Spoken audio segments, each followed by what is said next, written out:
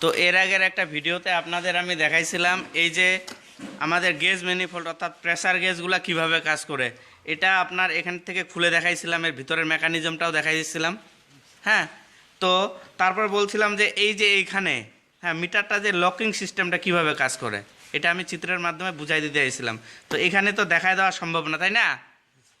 তো দেখেন আমরা যখন এই যে এই পাশেরটা ব্যবহার করব, এই পাশেরটা ব্যবহার করব, এটা কি কম্পাউন্ড গেজ বা আমরা ব্যবহারের সুবিধার্থে লো প্রেসার গেজ বলি। তো আমরা যখন এই পাশেরটা ব্যবহার করব তখন আমাদের এই যে এই পাশের যে চাবিটা আছে এটা বন্ধ করা লাগবে। ঠিক আছে, এটা কি করা লাগবে? তাহলে দেখেন এই দিক দিয়ে প্রবাহ পথ তৈরি হয়ে গেল না, এদিক দিয়ে প্রবেশ করবে, এদিক দিয়ে বের হবে। তাহলে এই পাশের কোনো সাথে আর কি নাই, সম্পর্ক নাই।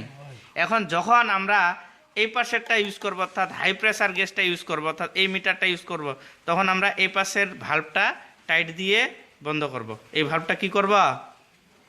বন্ধ করব। তখন কি হবে? এই দিক দিয়ে আপনার কি লুজ ও টাইট দিয়ে প্রবাহ চালু বা বন্ধ হবে। যখন আমরা এই পাশে মিটারটা ব্যবহার করব তখন আমরা এই পাশের চাবিটা বন্ধ করে রাখব। যখন আমরা এই পাশেরটা ব্যবহার করব তখন আমরা এই পাশেরটা বন্ধ করে রাখব। ঠিক আছে, অর্থাৎ এই যে এটা হইল ডাবল গেজ ম্যানিফোল্ড। ঠিক আছে, এই ডাবল গেজ ম্যানিফোল্ডের আমরা এটাও ব্যবহার করতে পারবো, এটাও ব্যবহার করতে পারবো। বিষয়টা ক্লিয়ার? আর এইটা লাইন হইল কি কমন লাইন।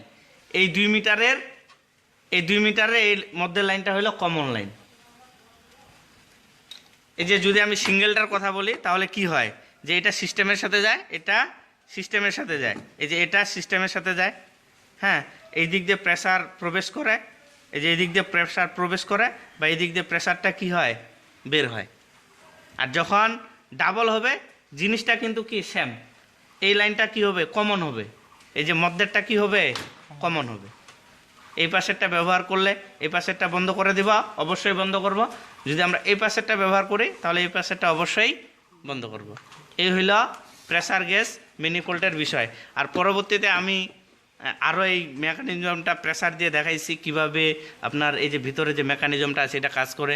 তারপরে আরও পরবর্তী ভিডিওগুলোতে আমি দেখাবো কিভাবে এই মিটারের যান্ত্রিক ত্রুটি মারা যাবে। অর্থাৎ যদি যান্ত্রিক ত্রুটি হয়ে যায়, এটা নর্মাল অবস্থা থাকবে 0-তে, যদি প্রেসার চলে যায় 3, 4, 5-এ বা 0-র নিচে যদি চলে আসে, সেটা কিভাবে 0-তে নিয়ে আসবেন উক্ত বিষয়গুলো দেখাইছি। ওই ভিডিওগুলো অবশ্যই দেখবেন।